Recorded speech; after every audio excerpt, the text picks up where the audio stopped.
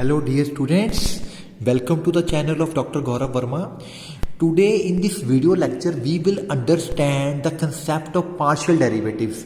Students आप लोगों ने प्लस टू तक डेरिवेटिव्स का कंसेप्ट पढ़ा है कि हमें एक फंक्शन दिया गया है, हम उसकी डिफरेंशिएशन करते हैं विद रिस्पेक्ट टू एक्स। तो यहाँ पे हमारे पास नया कंसेप्ट है पार्शियल डेरिवेटिव्स।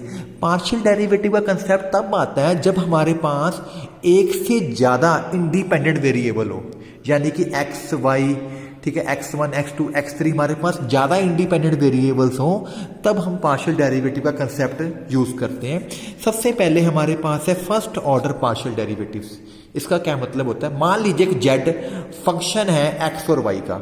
अब ये जो z है ये डिपेंडेंट वेरिएबल है और x y इंडिपेंडेंट है, तो z दो वेरिएबल्स पर डिपेंड कर रहा है। इसका ये मतलब है कि z का दो तरीके से डेरिवेटिव हो सकता है। z का डेरिवेटिव x से भी हो सकता है, z का डेरिवेटिव y से भी हो सकता है, ठीक है। क्योंकि मेरा एम है कि पार्शियल डेरिवेटिव समझाना आप बच्चों को।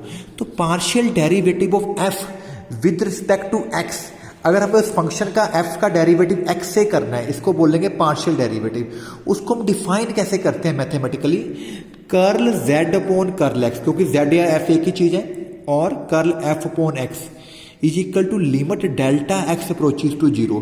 क्योंकि डेरिवेटिव x के साथ हो रहा है, इसका मतलब there will be change in only x variable, यानी कि x कोऑर्डिनेट में चेंज होएगा f x plus delta x comma y minus f x y divide by delta x. जैसे आप लोगों को बता दूं, जैसे आपने प्लस टू में पढ़ा था ना डेफिनेशन एफ डैश एक्स की, तो याद होगा वहां पे हम लिखते थे एफ एक्स प्लस, ये चीज करते थे याद, डेफिनेशन ऑफ डेरिवेटिव, ठीक है, वही चीज है बेटा। अब क्योंकि हमारे पास दो वेरिएबल है एक्स वाई, तो when we are doing partial derivative of function with respect to x, तो एक्स कोऑर्डिनेट में चेंज होगा, वाई कोऑर्डिनेट फिक्स रहेगा, क्योंकि चेंज इन एक्स कोऑर्डिनेट तो डिवाइड बाय डेल्टा एक्स हो जाएगा, ठीक है जी। इसी तरह partial derivative of f with respect to f y, उसको लिखेंगे हम कर्ल z ओवर वाई या कर्ल f ओवर वाई। क्योंकि अब डेरिवेटिव y के साथ हो रहा है तो limit delta y approaches to zero हो जाएगी और हमारा x कोऑर्डिनेट फिक्स हो गया।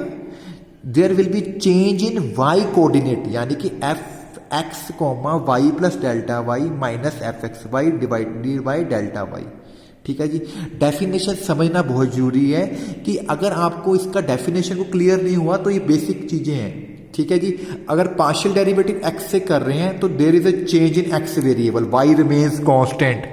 अगर we are doing with derivative इसको पार्शियल इसलिए बोलते हैं क्योंकि दो वेरिएबल थे x y, तो x y में से सिर्फ मैं जब x का करता हूं तो y तो मेरा साइलेंट हो गया है, वो फिक्स हो गया है, वो कांस्टेंट हो गया है, तो हम उसको बोलेंगे partial derivative of f with respect to x। जब हम y के साथ कर रहे हैं पार्शियल डेरिवेटिव तो x मेरा कांस्टेंट हो गया।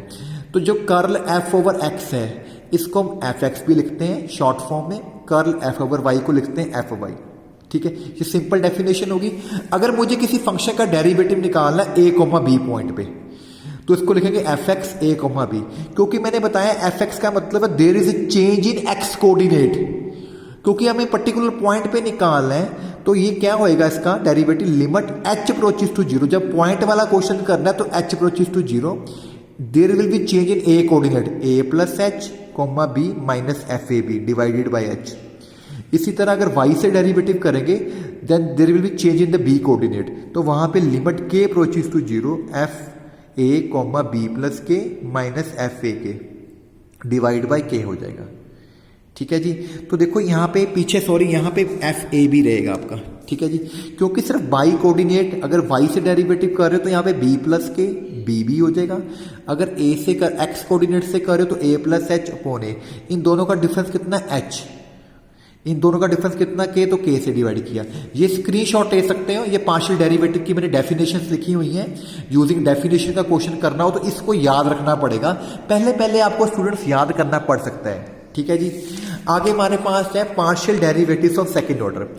अगर हमारे फर्स्ट ऑर्डर के derivative curl F over x curl F over y exist करते हैं, यानी कि अगर हमारे फर्स्ट डेरिवेटिव एग्जिस्ट करते हैं तभी हम सेकंड ऑर्डर के डेरिवेटिव निकाल सकते हैं। उनको निकालने का क्या तरीका है, जैसे कर्ल एफ ओवर एक्स है, इसका मैं पार्शियल डेरिवेटिव कर्ल एक्स से कर लेता हूं। यहां पे पार्शियल में यूज क्या सिंपल करना है अपने कर्ल, दिस इज कर्ल, ठीक है। कर्ल एक्स अपॉन एक्स, इसका मतलब एफ का डबल डेरिवेटिव होगा, curl square F curl x square, इसको हम एफ एक्स एक्स भी लिख सकते हैं। अगर करली एफ ओवर एक्स का अब वाई से डेरिवेटिव करते हो तो ये होगा कर्ल स्क्वायर करली वाई एक्स। अब इसको शॉर्ट फॉर्म में कैसे लिखना है, क्योंकि ये पहले हमारे पास एफ एक्स है, ठीक है, तो एफ एक्स मेरे पास पहले, इस एफ एक्स का डेरिवेटिव बाद में हुआ वाई से, तो ये एफ एक्स वाई बन जाएगा। इसी तरह कर्ल एफ ओवर वाई का डेरिवेटिव जब एक्स से करेंगे तो इसको लिखेंगे curly square f x y, ठीक है जी। तो इसको यहां पे ये उल्टा हो जाएगा वाई एक्स, क्योंकि ये मेरे पास कर्ल, ये मेरा एफ वाई है, तो मैं एफ वाई का डेरिवेटिव एक्स से कर रहा हूं तो बाद में एक्स लग जाएगा। अगर ऐसे लिखना है तो यहाँ पे उल्टा हो जाएगा, यहाँ पे अगर वाई एक्स है तो यहाँ पे एक्स वाई होएगा, यहाँ पे ध्यान रखना है आप लोगों ने। इसी तरह डबल डेरिवेटिव करोगे वाई का वाई के साथ, curl F over Y square Y Y आ जाएगा। जहाँ पे तो सेम सेम ही होता है वहाँ तो कोई चक्कर नहीं होता बेटा, जहाँ पे करली वाई ओवर एक्स है वहाँ पे उसका उल्टा करके लिखना है आपने, ये ध्यान रखना है आपने, ठीक है जी। अब हम एक न्यूमेरिकल करते हैं भाई स्टूडेंट्स। फर्स्ट एग्जाम्पल देखिए, if f x y is equal to this thing, x y not 0 0 पे डिफाइन किया गया है, एक्स वाई 0 0 पे 0 है, तो इसका पार्शियल डेरिवेटिव निकालो 0 0 पॉइंट पे, एफ एक्स भी एफ वाई भी। तो अभी डेफिनेशन बताई थी ना मैंने एफ एक्स 0 0 की, क्या डेफिनेशन लिखाई थी मैंने, क्या थी मेरी थी definition, f a plus h comma b minus f a b upon h, ठीक है जी। तो ए बी मेरा 0 0 है, तो यानी कि इस पॉइंट में चेंज होगा 0 plus h comma 0 minus F 0 0 divided by H, ठीक है, ये हो गया एफ एच 0। तो यहां पे एक्स को एच पुट करो, वाई को 0, तो सारा ही 0 हो गया, 0 0 पे फंक्शन की वैल्यू 0 ही है, तो साइन 0 माइनस 0 0 हो गया। तो लिमिट एच अप्रोचेस टू 0 लिखना जब किसी पॉइंट पे काम करते हैं।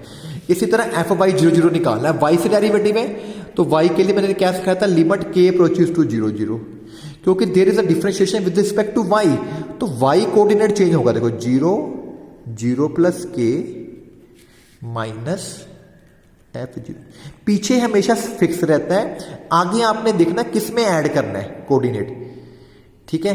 जैसे यहां पे x है तो यहां पे 0 प्लस एच हो जाएगा, ये कांस्टेंट रहेगा, पीछे 0 0 ही आएगा, ठीक है जी। अभी होगा 0 कोमा के, तो जब फंक्शन में x को 0 y को k पुट करोगे तो 0 ही हो जाएगा, और 0 0 पे वैल्यू 0 है, तो ये आपका बन गया साइन 0 माइनस 0 अपॉन के, लिमिट के अप्रोचेस टू 0, तो ये आपका 0 आंसर आ गया। तो यानी कि लिमिट एग्जिस्ट कर, इसका ही मतलब कि डेरिवेटिव एग्जिस्ट कर गए। अब आपने इसकी लिमिट निकालनी है, इस क्वेश्चन को चेक करना कि इस फंक्शन इज कंटिन्यूस। अगर किसी फंक्शन को कंटिन्यूस चेक करना तो पहले इसकी लिमिट निकाल लो, अगर उसकी लिमिट एग्जिस्ट करती होगी तभी वो कंटिन्यूस होएगा। तो लिमिट निकालने लगाऊं, लिमिट निकालने का तरीका कैसे सिखाया गया था, let x y approaches to 0 0 along line y is equal to m x, तो y की जगह एम एक्स पुट कर दिया गया और ओनली x अप्रोचेस टू 0 हो गया, क्योंकि हमने रिड्यूस कर दिया y को x में। तो ये एक्स स्क्वायर बन गया, नीचे से एक्स स्क्वायर आ गया, ये एक्स स्क्वायर से कट जाएगा, ये बन गया m over 1 plus m square. और हमें पता कि साइन थीटा अपॉन थीटा 1 होता है, तो इतने एंगल से ऊपर नीचे मल्टीप्लाई कर ली, तो ये चीज पूरी 1 होगी, तो ये चीज आ गया। अब जो आपकी लिमिट है वो m के ऊपर डिपेंड कर रही है, तो आपको सिखाया गया था अगर किसी लिमिट वाले क्वेश्चन में अगर आपकी लिमिट m पे डिपेंड करती है तो it will give different answer for different values of m। So limit F x does not exist, अगर किसी फंक्शन की लिमिट एग्जिस्ट नहीं करती therefore it will be not continuous, it is not continuous, तो वो कॉन्टिन्यूस भी नहीं होगा आपका, ठीक है जी। ये तो था सिंपल डेफिनेशन वाला क्वेश्चन। अब सिंपल क्वेश्चन करने हैं हमने इस पेपर में, जैसे फंक्शन दिया गया है, इसका डेरिवेटिव निकालो 2 3 पे, पार्शियल x के साथ पार्शियल y के साथ 2 3। अब यहाँ पे पिछले की तरह की क्वेश्चन की तरह नहीं है problem x y not equal to 0 0, क्योंकि यहाँ पे एक्स वाई पे इसकी लिमिट एग्जिस्ट नहीं कर रही फंक्शन की, मतलब कि ठीक है। तो हम क्या करेंगे, उस तरह के क्वेश्चंस में डेफिनेशन यूज करेंगे, पर जो सिंपल क्वेश्चन होगा उसमें डायरेक्ट डेरिवेटिव करेंगे।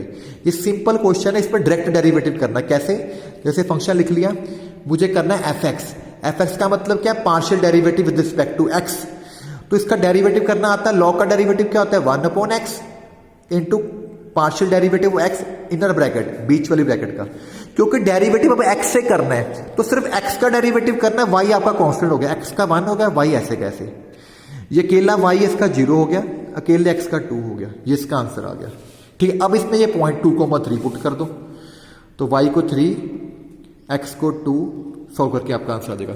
इसी तरह आप एफ वाई निकाल सकते हो, आप एफ वाई का मतलब है partial derivative with respect to Y,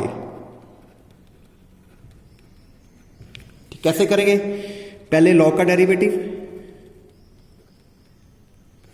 ठीक है, into derivative with respect to y, तो एक्स कांस्टेंट हो गया, वाई का 1 हो गया, 2y स्क्वायर का कितना हो गया, 4y हो गया, इसका 0 हो गया, तो ये डेरिवेटिव निकल गया। अब आप इसमें पुट कर दो 2,3 पॉइंट, तो आपका आंसर आ जाएगा। तो इस तरह स्टूडेंट्स इस वीडियो में पार्शियल डेरिवेटिव टेक्निक के बारे में सिखाया गया है। प्लीज सब्सक्राइब कीजिए मेरे चैनल को, लाइक कीजिए, शेयर कीजिए हमारी वीडियोस को। Thank you very much students.